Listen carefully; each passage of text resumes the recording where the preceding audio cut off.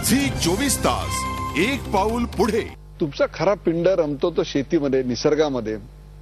तुमच्या अनेक मित्रांनी हे सांगितलेलं आहे की खरा यशवंतराव जर पाहायचा असेल तर तो शेतीमध्ये रमलेला तुम्हाला पाहायला दिसेल. मला असं माहिती आहे की तुमच्या शेतातली एक बाग तुम्ही पक्ष्यांसाठी एक काळ राखीव ठेवली होती की इतके पक्षी यावेत, त्यांनी फळं खावीत, मी पाहिजे तरी फळं तोडणार नाही. काय आहे तुमच्या पक्ष्यांचं, शेतीचं आणि तुमचं नातं काय आहे? आता लहानपणापासून ते शेतीत रमणं, शेतीच्या कामात रमणं. माझं जुनं घर मला आठवतं, ते ओढ्याच्या कडेला छप्पर होतं आमचं साधं, पाठीमागे ओढा होता. तिथला पावसाळा मी पाहिला, हिवाळा मी पाहिला, उन्हाळा मी पाहिला. बैलाचे मी मोठा हाकल्या, मोठ्यावरची त्या काळात पहाटे 5ला मोठा सुरू व्हायच्या, रानात मोठ्यावरची गाणी चालायची. सगळा शिवार गाण्यानं असं फुलून जायचा. मी मोठा हाकलेला आहे, मला म्हणून दाखवू का मोठेवर? हो जरूर, मी आता तुम्हाला म्हणणार होतो की एखादं गाणं म्हणून दाखवा ना. असं मोठा हाकताना तो मोटकरी रंगायचा आणि बैले रंगायची. शेवटी ते पाणी खालून वर ते बैलांना ओढावं लागायचं ना. आणि बैलांच्या नावाने गाणं असत की वामण्याची जोडी दादा, जोडी रे वड लाव, हौशा हौशा म्हटलं का तो हौशा वामण्या अशी जोरात पळायची. आणि मग अशा त्या मोठा चालायच्या, त्या मोठेचं पाणी असं बांधानं कुळकुळ जायचं, ज्वारी भरली जायची, बाजरी भरली जायची. अशा या वातावरणात, निसर्गाच्या सगळ्या वातावरणात मी राहत गेलो, मी वाढत गेलो. पाऊस येऊन पडून गेल्यानंतर मी सकाळीच रानात फिरायला जायचो. ओघळ वाहतायत पाण्याची, त्याच्यातनं पाय उडवीत आपण चालणं, पाणी अंगावर उडवत आपण चालणं.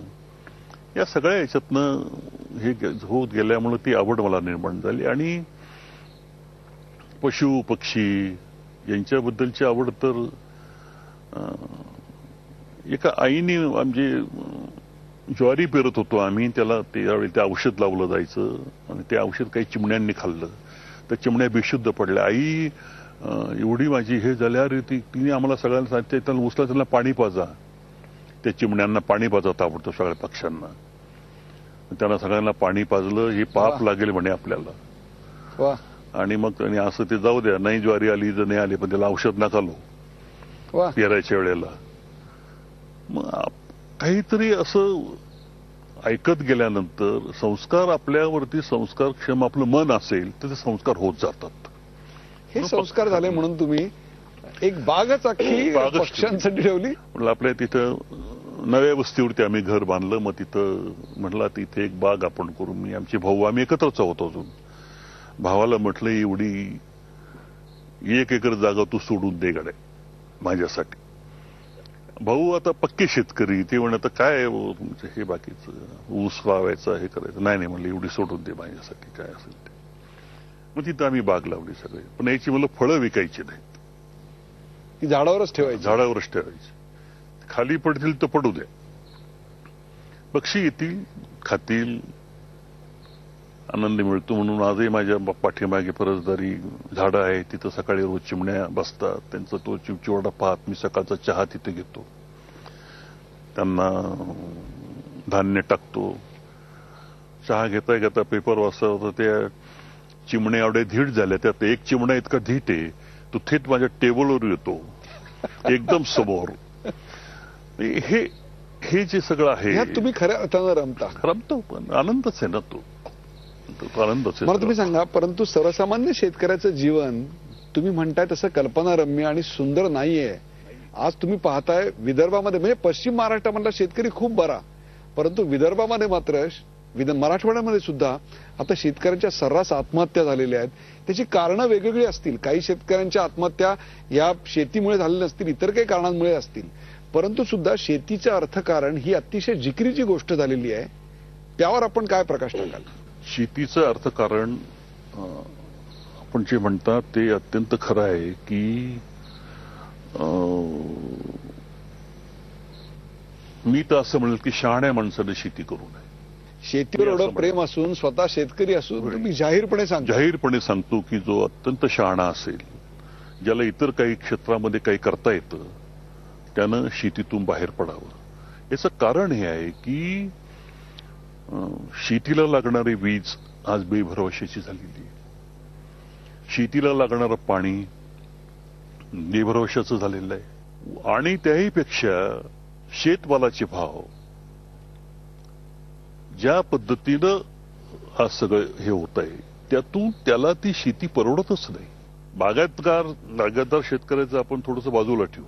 बागायती शेती तरी किती आहे? सगळी फार थोडी आहे. जिरायत शेतकरीच मोठ्या प्रमाणात पश्चिम महाराष्ट्र, मराठवाडा, विदर्भ मोठ्या प्रमाणात जिरायत शेतकरी. मला सांगा, या जिरायत शेतीमध्ये सुद्धा रब्बी आणि खरीप असे 2 हंगामाचे पीक घेणारे मला सांगा किती आता शेतकरी उरलेत? हंगामच राहिलेले. त्याचं कारण मान्सून बदलला. मान्सूनचं चित्र सगळं बदललंय ना आता. पावसाळे लेट होत चाललेत, उन्हाळे वाढत चाललेत. याचे सगळे परिणाम हे शेतीवरती होत आहेत. शेतीवर काम करणाऱ्या शेतकऱ्यांची होत आहेत. दुष्काळ आला आणि गेला काय शहरामध्ये राहणाऱ्या माणसांच्यावरती परिणाम होतो? काही होत नाही. पिण्याचं पाणी त्याला मिळतं, 24 तास नळाला पाणी चालू आहे. इथं ग्रामीण भागात पिण्याचं पाणी मिळण्यासाठी टँकरची वाट पाहावी लागते किंवा 1-1, 2-2 मैल आजही स्त्रिया डोक्यावरती लांब कुठून तरी जाऊन पाणी आणतात. पिण्याचं पाणी, जनावरांना पाणी कुठून द्यायचं हा प्रश्न निर्माण झालेले आहेत. शेतमालाला भाव नाही आणि अशा सगळ्या अवस्थेमध्ये शेतकरी अत्यंत पिचला गेलेला आहे ही अवस्था. आणि आज संपूर्ण भारतात सगळ्यात जास्त आत्महत्या महाराष्ट्रामध्ये झालेल्या शेतकऱ्यांच्या. नंबर 1 ला महाराष्ट्र आहे, जिथे सर्वात जास्त कृषी तज्ञ सुद्धा आहेत. कृषी तज्ञ आहेत सगळे आपण म्हणतो, परंतु सगळ्याच काही यातना झाल्या असतील असं नाही. परंतु बहुतांशी आत्महत्या या शेतकऱ्यांच्या हे शेतीचं जे अर्थकारण आहे त्यातून झालेले आहे. त्यातही मोठ्या प्रमाणात आत्महत्या लग्नासाठी मुलीच्या पैसे व्याजानं काढ, सामाजिक मानहानी टाळण्याकरता. सामाजिक मानहानी एवढं तर आपल्याला केलंच पाहिजे. हुंडा असेल किंवा काय थोडंफार त्याला करायचं असेल त्यासाठी केलेले आहेत. आणि आपण पाहतो की शेवटी आज सगळीकडं लग्न कार्य आपण पाहतो, समारंभ पाहतो, कसे वेगवेगळ्या प्रकारचे परिणाम हे समाज मनावरती होत असतात. हे सगळं पाहून त्या जिरायत भागातल्या 2-3 एकर शेतकऱ्याच्या बायकोला त्याला वाटतं, त्या मुलीलाही वाटतं आपलं सुद्धा लग्न थोडंफार असं व्हावं. आजकाल लग्न समारंभ आपण पाहतो, एका मंत्र्याच्या मुलीच्या लग्नासाठी अख्खी कॅबिनेट औरंगाबादला घेतली गेली. सगळे सरकारी खर्चानं त्या लग्नाला आले. एवढा मोठा प्रचंड सगळा तिथला तो सगळा धामडौल होता. तेच नाही, अनेक ह्याला छेद देणारं एक कृत्य यशवंतराव आपण केलं ते म्हणजे आपण सामुदायिक विवाहाची सुरुवात केली. एवढंच नव्हे तर तुमच्या मुलाचा विवाह तिथेच लावलात. तिथेच लावला. कारण मी कारखान्याचा चेअरमन हे सगळं होत असताना शेतकरी माझ्याकडे अर्ज घेऊन यायचे आडवायचे लग्नाचे. 90% अर्ज लग्नाच्या वेळेस. ऊस पुढच्या वर्षी येणार, येतो की नाही माहित नाही, पण लग्न आत्ता करायचं नाही, केलंच पाहिजे यावर्षी मुलीचं लग्न करावंच लागेल साहेब. काय मग सगळंच आलं ना. काही सोनं घेणं आलं, काही खर्च करणं आलं, त्या ते उधळपट्टी आली परत, त्यातून त्याचं व्याज वाढत गेलं, कर्ज वाढत गेलं. हे प्रकार मी पाहत होतो. म्हटलं हे कुठंतरी आपण करतोय बरोबर नाही. म्हणून मी माझ्या सगळ्या मुलांची लग्न ही सामुदायिक विवाहामध्ये लावली. सर्व जाती धर्मांच्या बरोबर लावली. त्यात ख्रिश्चन कुटुंब होती, मुस्लिम होते, आदिवासी होते, या सगळ्यांच्या मध्ये लावली.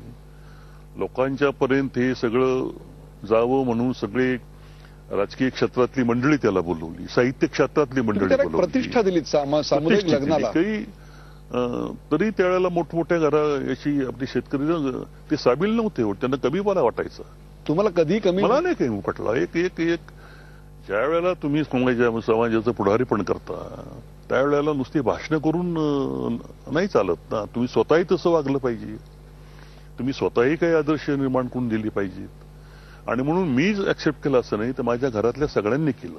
तुमच्या मुलांनी याची काही तक्रार नाही केली, सुनांनी काही तक्रार नाही केली? मला चिंता होती की मुलं कारण ते सुद्धा ते जगमगाटातली लग्न पाहतात ना, पुढाऱ्यांच्या मुलाची लग्न, उद्योगपतींच्या मुलाची लग्न, केवढा मोठा डामडोल असतो, केवढं मोठं सगळं असतं. पण त्यांनी माझं म्हणणे मान्य केलं म्हणजे बळजबरी नाही, पण ते स्वतःहून मान्य केलं. मला त्याचं खूप कौतुक आहे त्यांचं. झी 24 तास एक पाऊल पुढे.